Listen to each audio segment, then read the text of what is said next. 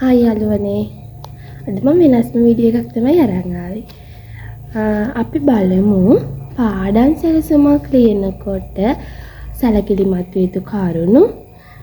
ඊට පස්සේ ඒකේ එක කොටස් තියෙනවා. ඒ පොඩි කොටසක් ගැන අද මම කතා කරන්න තමයි ඔයගොල්ලොත් එක්ක ආවේ. අපි මුලින්ම බලමු පාඩම් සැලසුමක් සකස් ලියනකොට සැලකිලිමත් වෙන කරුණු මොනවද කියලා. මුලින්ම දරුවගේ වයස. දරුවගේ වයසට අනුව තමයි පාඩම් සැලසුම ලියන්න ඕන. ඊළඟට දරුවගේ බුද්ධි වර්ධනය පිළිබඳව සංවර්ධන අවධිය, ඊට පස්සේ පවතින සම්පත්, අපිට ඉගෙනුම් ආධාරක මොනවද තියෙන්නේ ඒ වගේ අනුව, තව උගන්වන්න තියෙන කාලය අවම විනාඩි 20ත් උපරිම විනාඩි 40ක් වගේ තමයි පාඩම් සැලසුමක් ලියන්න ඕන. එතකොට උගන්වන භාෂාව. මෙන්න මේ කරුණු පිළිබඳව සැලකිලිමත් වෙන්න ඕන පාඩම් සැලසුමක් නැත්නම් ලෙසන් ප්ලෑන් එකක් ලියනකොට. ඊට පස්සේ පාඩම් සැලසුමක් ලියනකොට දැන් අපි දිනය, නිපුණතාවය, ශේෂ්ත්‍රය, නිපුණතා මට්ටම මේ වගේ පිළිවෙලට එනවනේ. අපි මුලින්ම කතා කරමු මොනවද මේ නිපුණතා ශේෂ්ත්‍ර කියලා. නිපුණතා ශේෂ්ත්‍ර 5ක් තියෙනවා. ඒ 5 මොනවද කියලා අපි බලමු. නිපුණතා ශේෂ්ත්‍ර 5ක් තියෙනවා කියලා මම කිව්වනේ. අපි බලමු මොනවද කියලා ඒ 5. මුලින්ම කියන්නේ මේක පිළිවෙලක් නැහැ.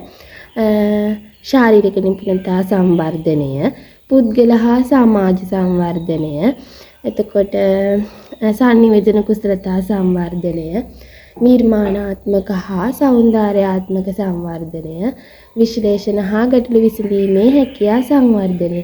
මෙන්න මේ කියන 5 තමයි නිපුණතා ශේෂ්ත්‍ර 5. ඔන්න ඔය 5ට අනුව තමයි අපි මාතෘකා තෝරන්නේ. කියන්නේ ඕනම මාතෘකාවක් මේ 5ට ඇතුළත් වෙනවා. ඊට පස්සේ තව තියෙන නිපුණතා මට්ටම.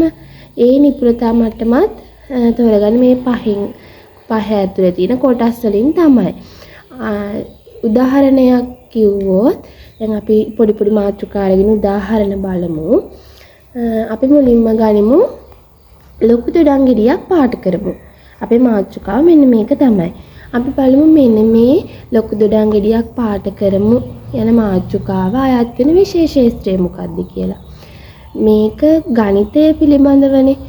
ඒ නිසා මේක අයත් වෙන විශේෂ ශාස්ත්‍රය තමයි විශ්ලේෂණ හා ගැටළු විසඳීමේ හැකියාව සංවර්ධනය. එතකොට මේක අයත් වෙන නිපුණතා මට්ටම වෙන්නේ ලොකු කුඩා සංකල්පය. ඒක අයත් වෙන නිපුණතා මට්ටම වෙන්නේ ලොකු කුඩා සංකල්පය. ඊළඟට අපි තව මාතෘකාවක් ගත්තොත් කපුටෙක්සේ පියාඹමු. මේක නිපුණතාවය ශාස්ත්‍රයේ වන ශාරීරික නිපුණතා සංවර්ධනය. එතකොට නිපුණතා මට්ටම වෙන්නේ දල මාංශ පේශී වර්ධනය. එයක් ගමුකෝ. පොල් කටු ඉබ්බා නිර්මාණය කරමු. ඒකෙදි විශේෂ ශාස්ත්‍රය වෙන්නේ නිර්මාණාත්මක හා සෞන්දර්යාත්මක සංවර්ධනය. එතකොට නිපුණතා මට්ටම වෙන්නේ නිර්මාණාත්මක හැකියාව සංවර්ධනය කරගනි. ඒගොල්ලෝ ඒකෙන් නිර්මාණයක් කරන්නනේ පුරුදු වෙන්නේ. තව ගන්න පුළුවන් අපත යන ද්‍රව්‍ය වලින් යම් නිර්මාණයක් කිරීමේ හැකියාව ලබයි. ඒ වගේ ගන්න පුළුවන්. තව එකක් ගත්තොත් හාවගේ ඉබ්බගේ කතන්දරය අසමු. ඒකේ විශේෂ ශාස්ත්‍රය වෙන්නේ සංනිවේදන කුසලතා සංවර්ධනය. ඊට පස්සේ නිපුණතා මට්ටම වෙන්නේ සවන් දීමේ හැකියාව වර්ධනය කරගනි.